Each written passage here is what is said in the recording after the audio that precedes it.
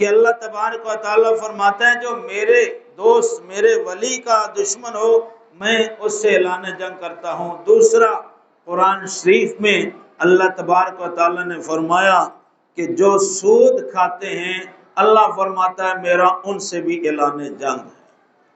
حالانکہ اللہ تعالیٰ رحمان ہے، اللہ تعالیٰ رحیم ہے، اللہ تعالیٰ مہربان ہے، اللہ تعالیٰ درگزر کرنے والا ہے، اللہ تعالیٰ رزق عطا فرمانے والا ہے، اللہ تعالیٰ بندوں کی پردہ پوشی کرنے والا ہے، اس کے باوجود وہ رب جو رحمان بھی ہے، جو رحیم بھی ہے، جو مہربان بھی ہے، جو سب سے بڑا حلیم اور حوصلے والا بھی ہے، وہ مالک جو ہمارے گناہوں کے باوجود ہمیں اولاد بھی دیتا ہے، رزق بھی دیتا ہے، صحت بھی دیتا ہے، حفاظت بھی کرتا ہے، وہی رب فرماتا ہے جو سود کھائے گا میرا اس سے بھی اعلان جنگ ہے، اور جو میرے ولی سے دشمنی رکھے گا میرا اس سے بھی اعلان جنگ ہے۔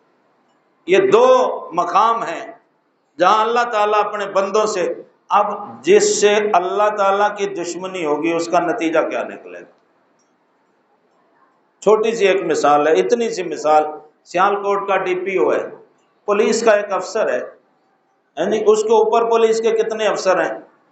تو یہ ایک افسر ہے سیالکوٹ کا ڈی پی، میں مثال دیتا ہوں، مجھے نہیں پتا کون ہے، کیا کرتا ہے، کیسا ہے، میں صرف مسئلہ سمجھانا چاہتا ہوں۔ آپ میں سے کوئی بندہ سیالکوٹ کے ڈی پی او کے ساتھ پنگا لے لے، اس سے مخالفت کر دے، تو مجھے بتاؤ نتیجہ کیا نکلے، نقصان کس کا ہوگا؟ بولو بھئی، اس کو تو کچھ نہیں ہوگا نا۔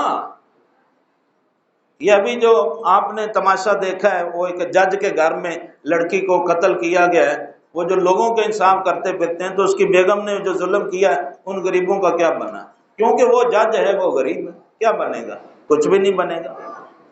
تو بھائی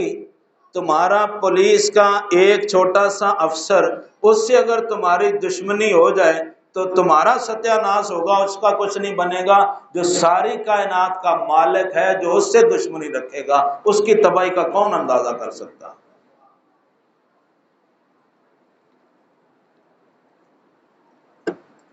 اللہ اکبر۔ تو اس لیے یہ دو مقامات، ان دونوں جگہوں سے ڈرنا چاہیے، خالص اللہ کے بندوں کی دشمنی سے اور سود کھانے سے، یہ دونوں اللہ تعالیٰ کے ساتھ بغاوت ہیں۔ پھر اللہ فرماتا ہے اس کے بعد کہ میں نے بندوں پر جتنی چیزیں فرض کی ہیں ان فرائض کو بجا لانے والا بندہ میرا محبوب بندہ بن جاتا ہے۔ تو فرض صرف 5 وقت کی نماز نہیں ہے بھائی، یہ ذہن میں رکھ لینا، یہاں کوئی نماز کا ذکر نہیں ہے، یہاں فرض کا نام ہے کہ میں نے جو چیزیں فرض کی ہیں ان فرض شدہ چیزوں میں 5 وقت کی نماز ہے، لیکن صرف 5 وقت کی نماز نہیں ہے، رمضان کا روزہ بھی فرض ہے، زکوٰۃ دینا بھی فرض ہے، امانت میں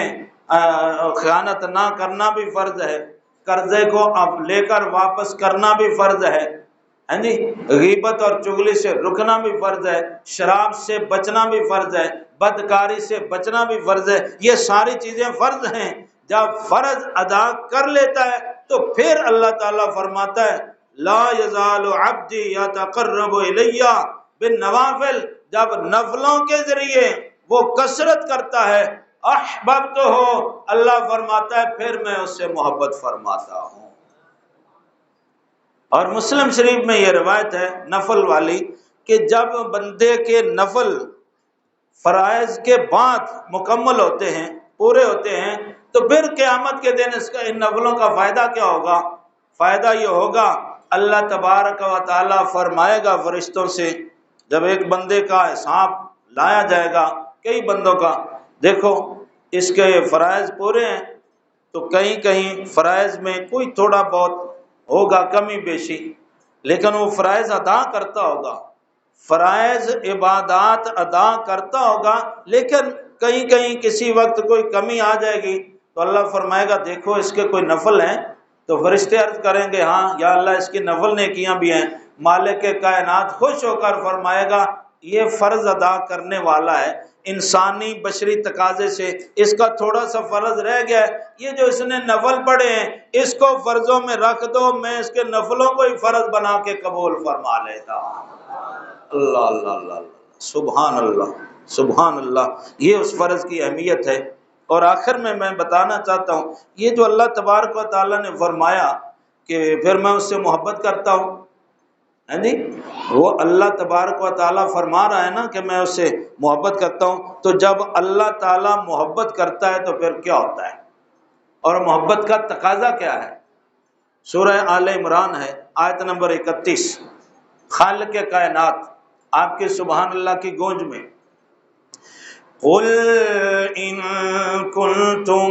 تحبون اللہ فاتبعونی یحببکم اللہ ویغفر لکم ذنوبکم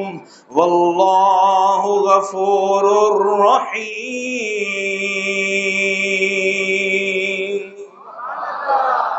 اللہ فرماتا ہے دعویٰ بڑا کرتے ہو محبت کا، ہمیں اللہ سے بڑی محبت ہے، اللہ سے بڑی محبت ہے، اللہ سے بڑی محبت ہے۔ اللہ فرماتا ہے اگر مجھ سے محبت ہے، آنکھیں بند کر کے میرے محبوب کے اسوہ حسنہ پر عمل کرتے جاؤ، فاتبعونی۔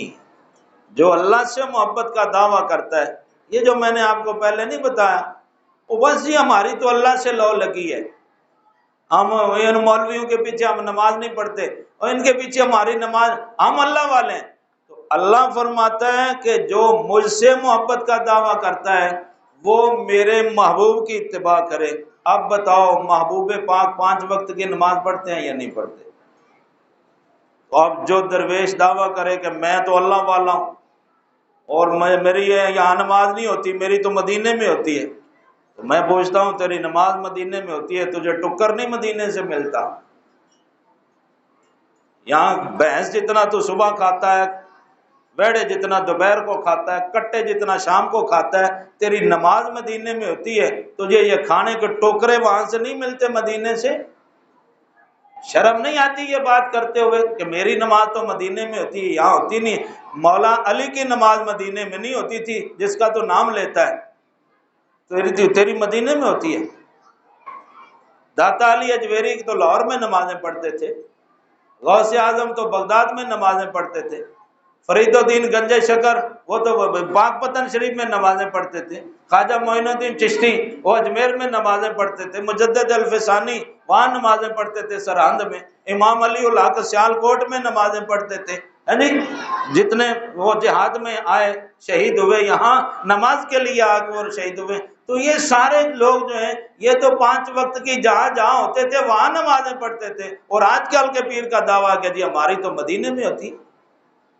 یہ عجیب مذاق ہے دین اسلام کا۔ مدینے میں جن کی ہوتی ہے وہ یہی لوگ ہیں کہ جب لوگ مخالفت کرتے ہیں تو پھر وہ داتا صاحب نے لاہور میں ہی کھڑے ہو کر مدینہ دکھا دیا تھا۔ ہاں واقعہ کا اس وقت میرا ختم ہو چکا ہے، یہی لوگ مدینے والے ہوتے ہیں جن کی مدینہ میں ہوتی ہے، لیکن ظاہر وہ یہاں ہی پڑھتے ہیں۔ اس لیے یہ حدیث قدسی جس کا بقیہ حصہ انشاءاللہ ہم آئندہ جمعہ پر پیش کریں گے، اللہ تعالیٰ کے بندوں کی صحیح ہمیں یہ تعارف کرا رہی ہے، یہ حدیث ہمیں بتایا جا رہا ہے اللہ والے کون ہوتے ہیں۔